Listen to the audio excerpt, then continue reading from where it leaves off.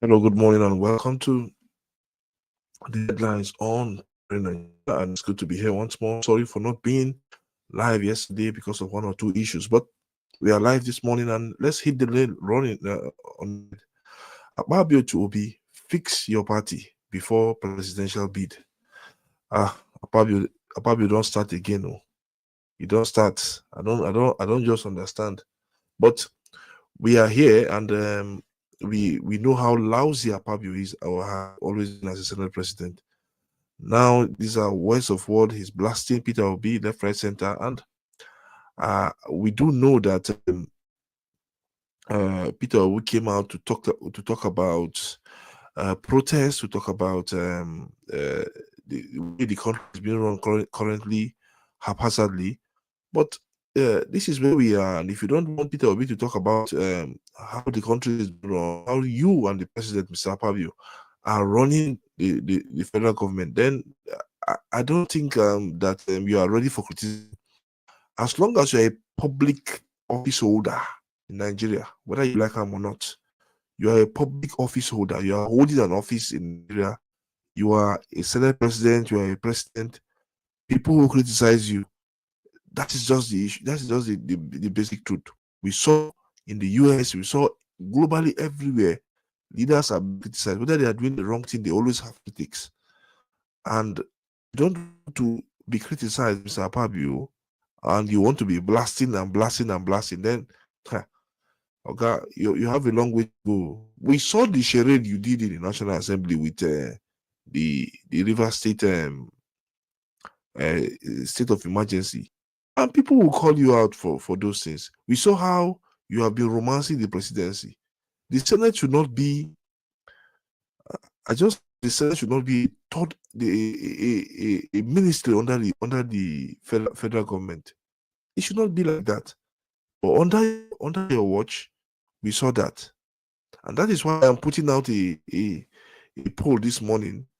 Please just go in there and answer the poll. Is Godswill Akpabio the worst Senate president ever? Is he the worst Senate president ever?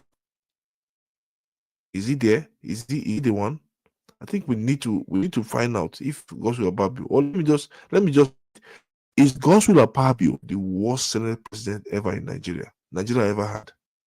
Because if we see things when they do as Senate president with impunity, his case with Natasha is still there in court. Yeah, to handle that. Oh my goodness. Look at the things he has been saying right from last year with regards to protests left and center. So if you think Godswill Akpabio is the worst president ever in the history of the Federal Republic of Nigeria, actually, as we have turned to this since 1999, then let me know. Because for me, I think he's the worst president ever. No idea, nothing. Follow. It's like, let me not use a slender word in this show this morning, no. Because if I do, you will not, none of you will like not like it. But he's blasting Peter Obi with regards to the comment Peter Obi made in days ago or 3 days ago with regards to how the country is being run. If you ask Akpabio now, he thinks he's the best Senate president. You are not, because you don't carry a proper oversight. The oversight you are carrying, you don't do it in the right way. And I'm sorry to say it, Godswill Akpabio, you don't do it in the right way. You don't do it in the right way.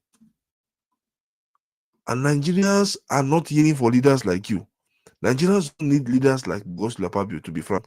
Even at this time, Nigerians don't need leaders like Godswill Akpabio. So for me, I just think that he's just there, and he wants to.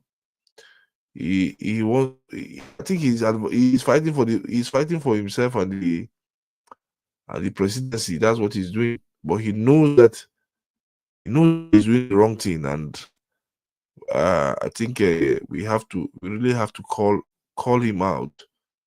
We have to call him out. He has to be called out. Okay, he doesn't like it, but this was what Akpabio said. I would never answer you, but you're answering him now. This is what he said. I will never answer you, but just see. Okay, but the fact that you said those who would have asked you to step down, who told you I was going to step down? You see, if you watch The Color of America, there are black people who went to prison for false allegation. Some were there for 25 years. So I am not one of those who will step down over false allegation. When it's eventually proven that the allegations is false, they will say, "Oh, well, I am not a bad. I am not that bad." He added, "So if you had that in mind, please cancel it. I must thank you for the words you spoke today." Akpabio.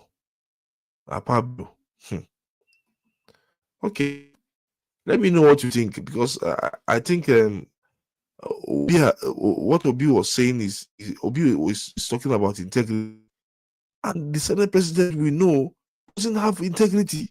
This Senate president, he doesn't have integrity at all. Let's put aside the issue of Natal. He has integrity. If a man has integrity, when he was being pressured, he shouldn't have jumped from from PDP to APC at that time. Look at his case. Look at the case that was recently judged with regards to the electoral commissioner that presided over his case. Look at it. So if you think Godswill Akpabio is the worst Senate president ever in the history of the federal government, please drop me your message here. Let's keep talking about it. Sit well. Please, let's talk about it, because I don't see any reason why this man should be the Senate president. He doesn't deserve it. He has no clue about what is called division, separation of powers. He has no clue.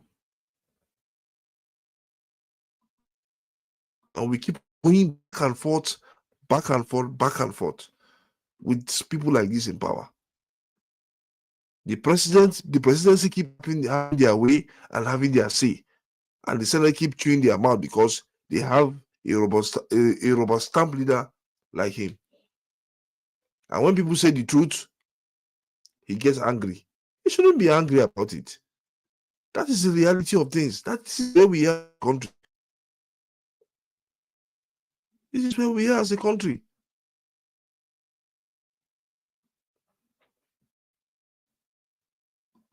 So that is just it. Okay, guys, let me know what you think. Let's move to the next story. Enough for Akpabio for now. We'll come back to this Akpabio's talk. There's another story in regards to him.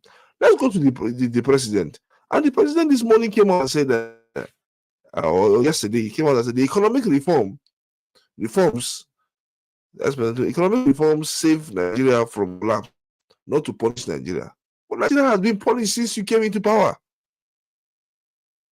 Nigeria has been punished since we don't even know. Yesterday, the tax bill was passed. We don't even know what that tax bill is about. We don't even know. Even when you read it, you don't even understand. But because the devil is in the details of that tax bill, that's what we don't understand. Some of us will not even know how we will be taxed, either through our salary, income tax. We don't even know. We don't even know how we will be taxed. Now you're saying what reforms? The reforms that you started badly right from day one. The moment you announce subsidy is gone, that was the beginning of the Nigerian problem. The moment you announce the devaluation of the naira, without critically looking at it, without critically even having appointing a central bank governor of your own, who is not even independent in terms of monetary policy.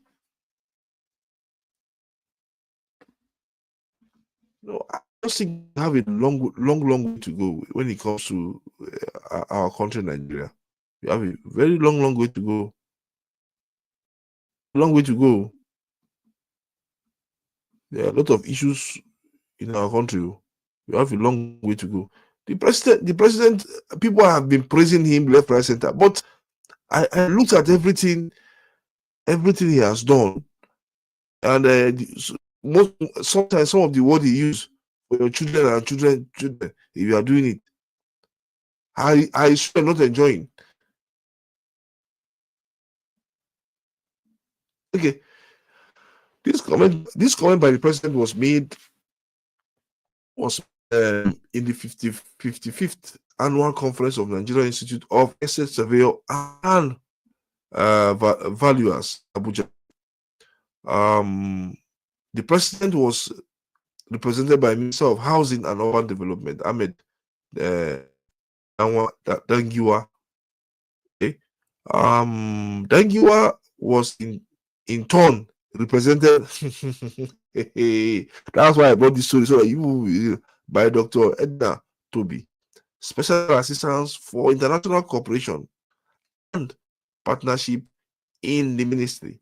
The conference theme was Transform, Invest, Thrive, Optimism, Real Estate. Okay, optimizing real estate, finance and taxation. You see, tax now, Nigeria, we trouble. Tax will kill us for this country. Tax will soon kill us. And some they don't even increase salary myself.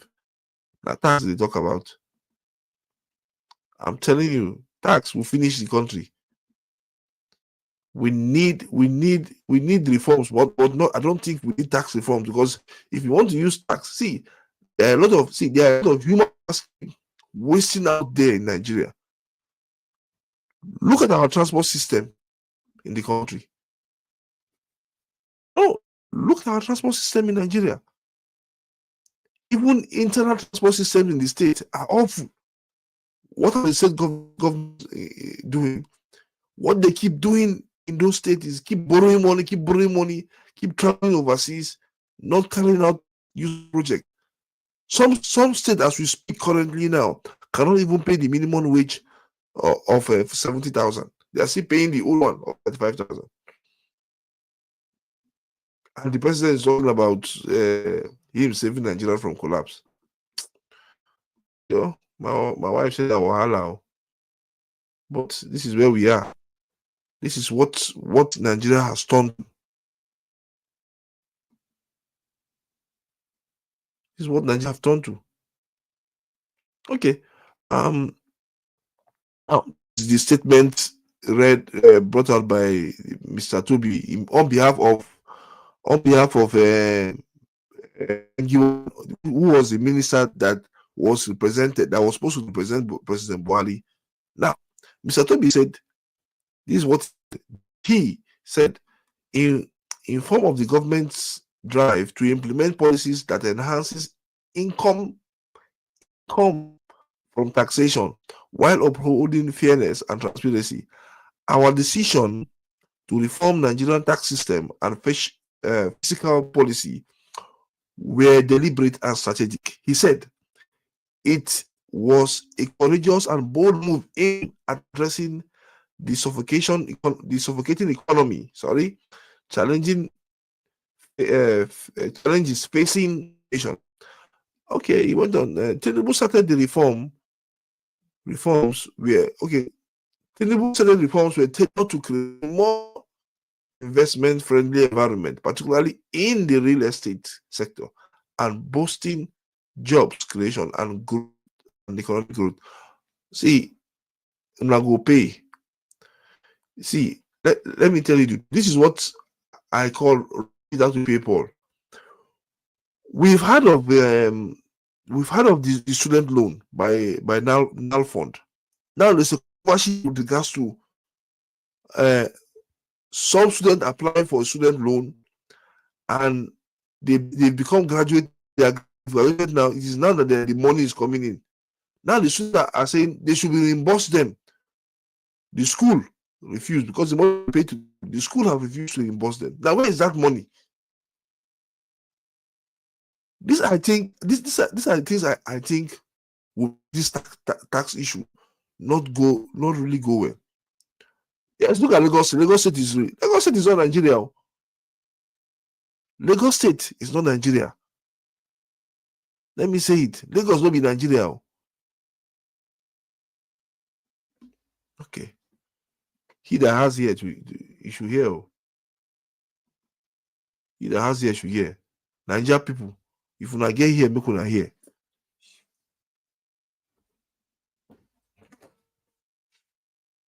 So, if we agree, if you guys agree with me that this whole tax issue, we need to put our eye. See, Nigerians, you guys need to be vigilant, serious vigilant. You need to be vigilant with regards to this tax issue, because also money being collected will be wasted, will be stolen. So that is how I see it. This will not be this thing. Nigeria will not collapse. That's just reality. Thank you. So let's move on. Let's go to the last story. Now, in this story, back to Akpabio. Akpabio drags Natasha to court over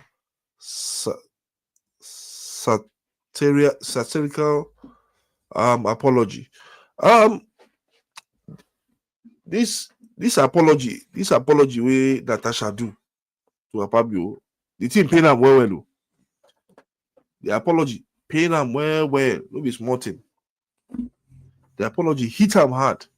But what Akpabio want to do now? He's going back to court. He's going back to court. I don't know why he's going back to court, but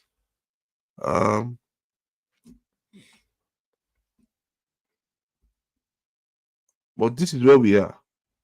He's going back to court, and he said, "I won't step down." Akpabio tells critics, but we are hoping. The Senate President, Senator Godswill Akpabio, held today. Has told the civil society and others pressuring him to step down from position to rethink, stating that he will not yield to any demand. And the same thing now, that the playbook be that. That the playbook be that. That is the playbook. These guys, they won't. You are expecting them to step down. What are they stepping down for? Huh?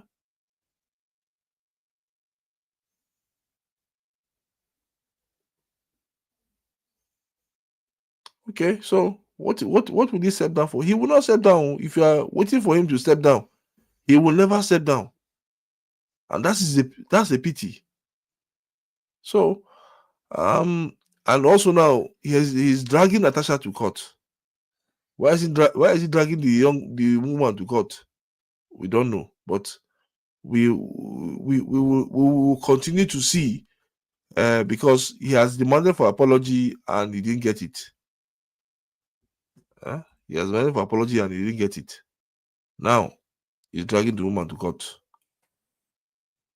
So let's see. This Natasha and the Senate President wahala. I hope we'll find a lasting solution to it at the end of the day. He needs an apology from the woman, and he won't get that apology. That's the truth. He won't get the apology because things have gone. Now, this was what was said. Let's see. By this day, he said that Akpabio seek court order for Natasha to delete certain apology. Why are you going to court? Why? To be frank, we get these leaders. They are just there for themselves.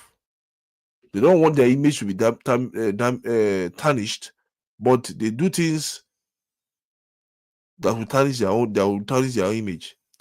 Senator Godswill Akpabio has petitioned the Federal High Court in Abuja to compel suspended Kogi Central Senator Natasha Akpoti-Uduaghan to delete a saturnine apology she posted on her social media page.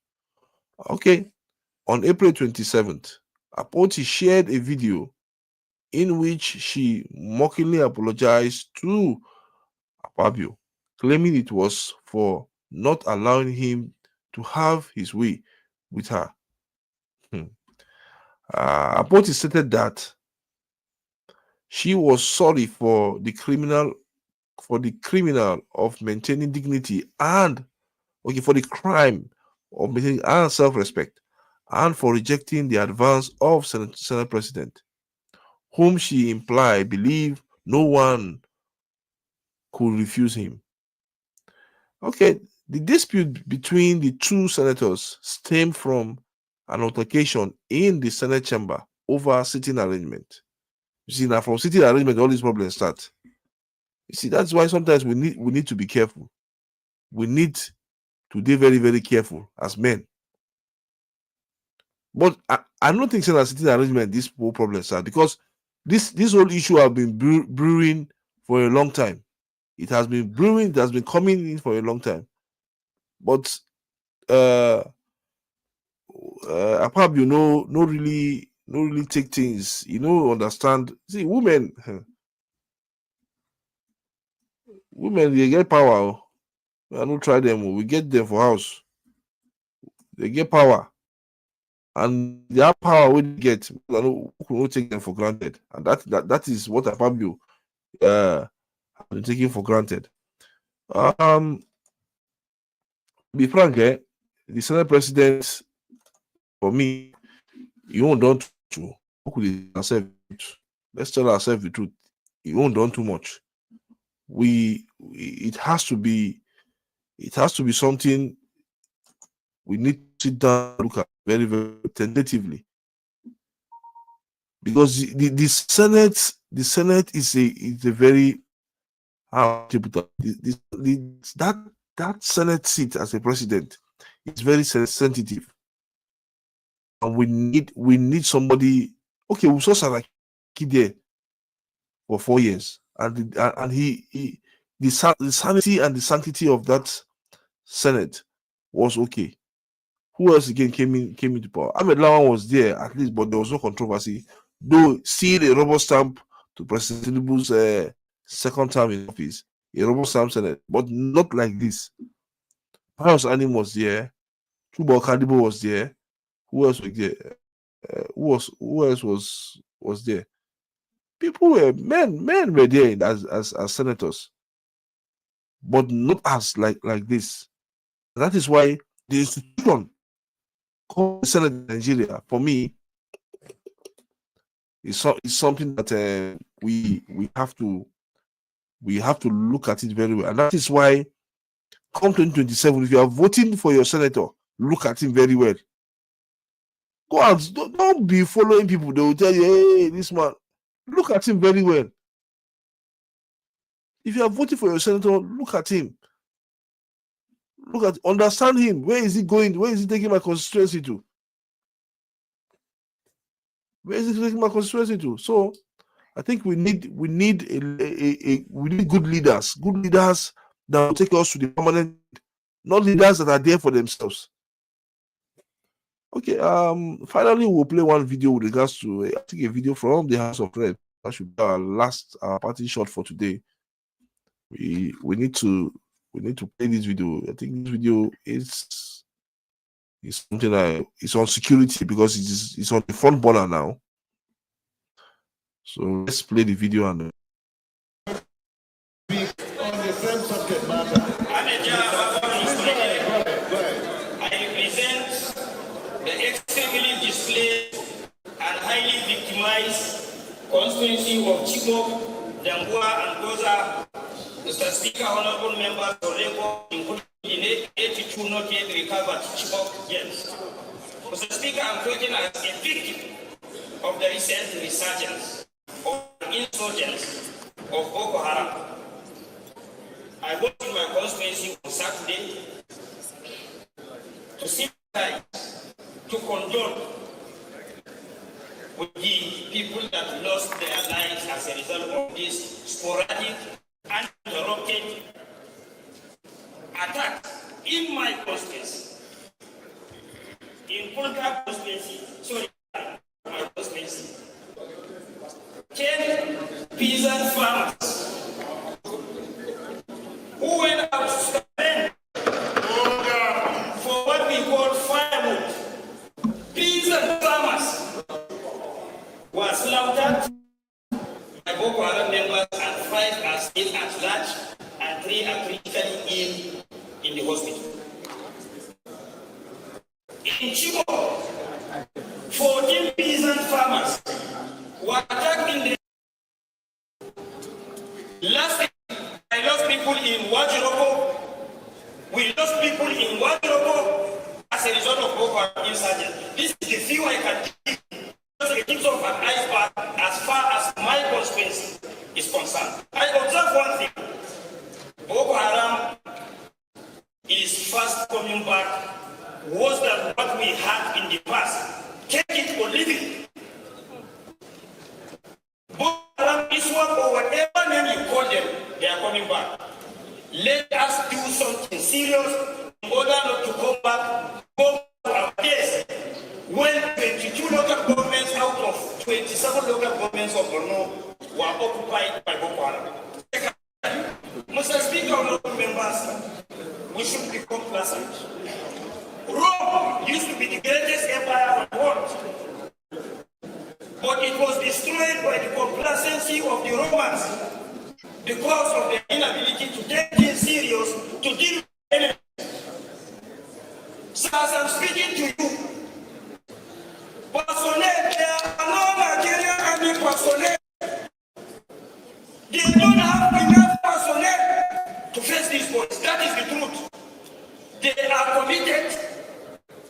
They are very strong in their own stand, but unfortunately, they don't have enough personnel and equipment. I have seen it. Nobody reported it to me because I went to my constituency on Saturday and came back on Sunday.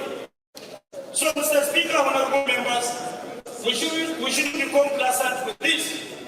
I align with Honorable Gadi by on this, by doing the proper oversight of money, numbering more than 40, including other platforms that belongs to the Nigerian military that is aimed at safeguarding our people has been taken away worth trillions of naira by Boko Haram. How can we guarantee the safety of Nigerian people in the circumstance? The platforms that are meant to protect, we have to do that. Mr. Speaker, I will send you intelligence pictures of the arms and ammunition of the platforms that have been taken away by Boko Haram in Maiduguri.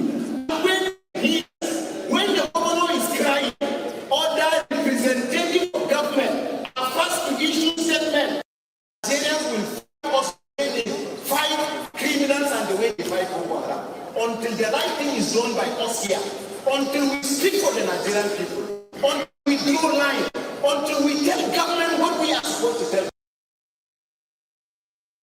This was the video by the members of the House who openly called out the Nigerian military and the presidency with regards to insecurity. I think there is cause for alarm, to be frank, because we have friends, I have sources in that part of the world that that I know that they are always sleeping with one eye open.